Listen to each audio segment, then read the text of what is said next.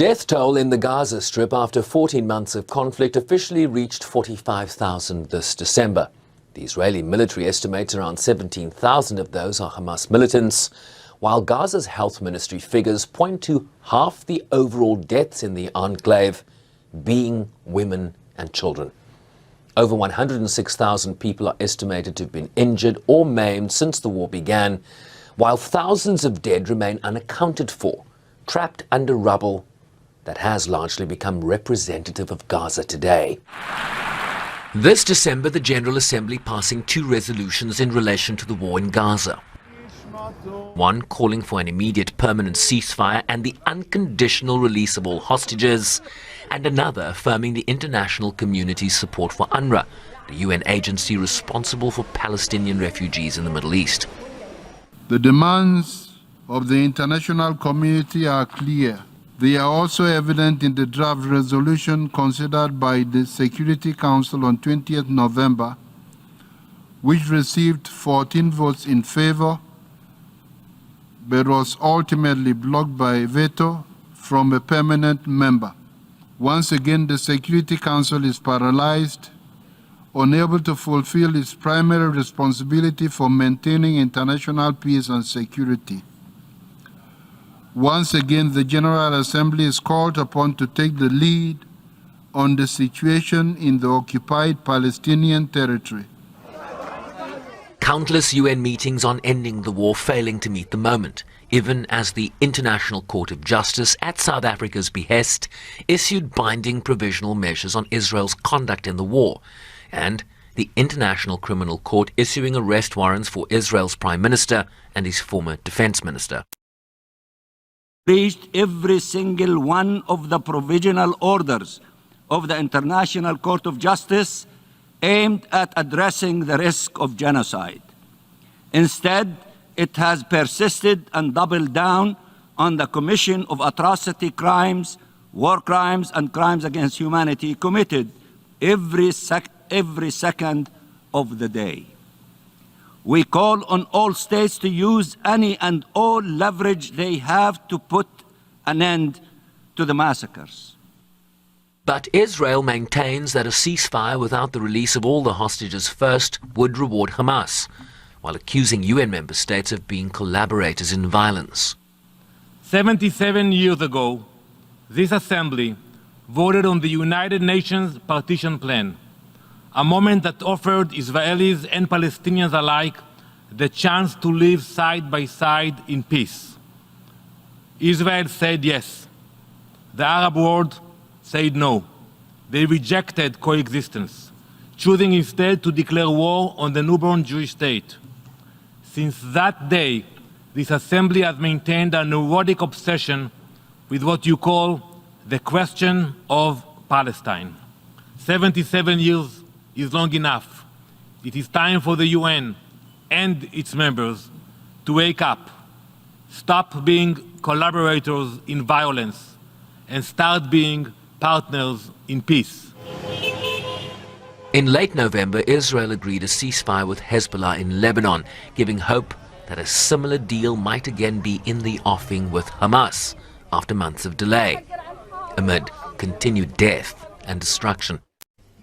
Rest until it actually happens. It might not happen, but I believe it can happen with political will on both sides. The Israeli government has indicated, including the Prime Minister, they would like to see this done. We see movement from Hamas. We see commitment from the mediators.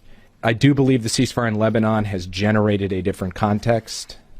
I actually believe that the loss of Iran's client state in Syria has contributed to that different context.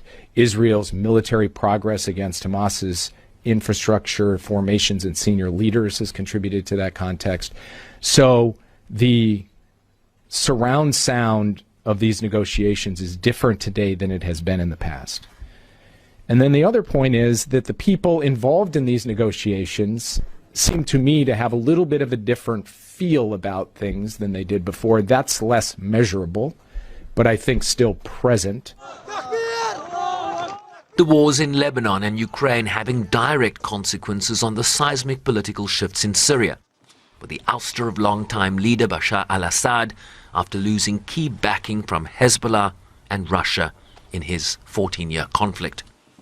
Syria's unity, independence and territorial integrity must be restored.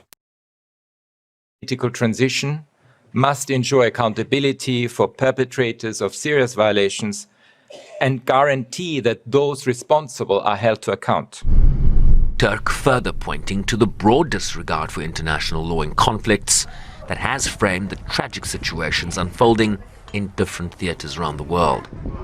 The disregard for international law and the apparent indifference to civilian lives and infrastructure has been starkly in focus in the conflict in Israel and the occupied Palestinian territory and Lebanon, as well as in Ukraine, Sudan and Myanmar, to name a few very stark examples. We need to stem the flow of arms into Haiti, Sudan and Myanmar, to put on notice those providing arms, including to Israel and non-state armed actors in Lebanon and Syria, the occupied Palestinian territory, that international law requires states to exercise care that weapons they provide are not used to commit violations.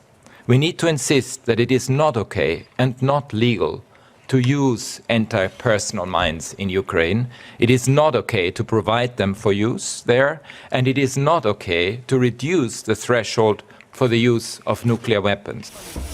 In November, the world marking 1,000 days of war in Ukraine after Russia's invasion of its neighbor in February 2022. With combat losses on both sides estimated to be in the hundreds of thousands, amid continued escalation on both sides.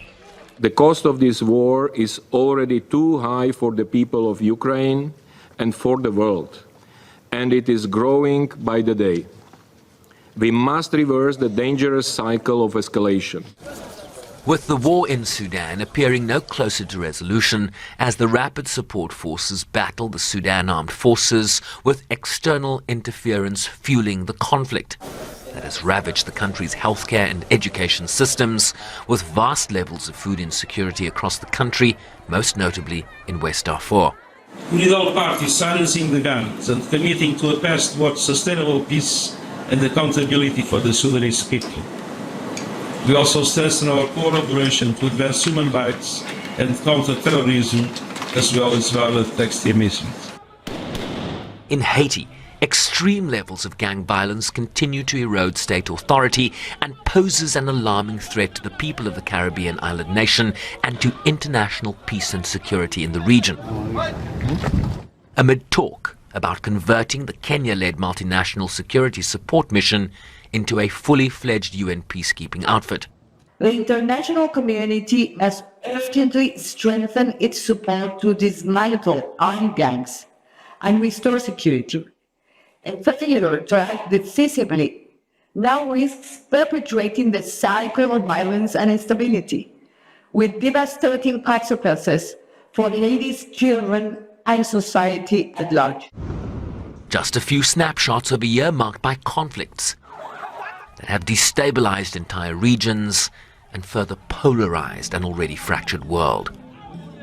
But amid all the doom and despair that 2024 is justifiably framed by, this year also saw hard-won victories, including the adoption by UN member states in September of the Pact of the Future, a landmark agreement that seeks to turbocharge the implementation of the Sustainable Development Goals, create guardrails for artificial intelligence, to reforming institutions from the global financial architecture to the Security Council, among others.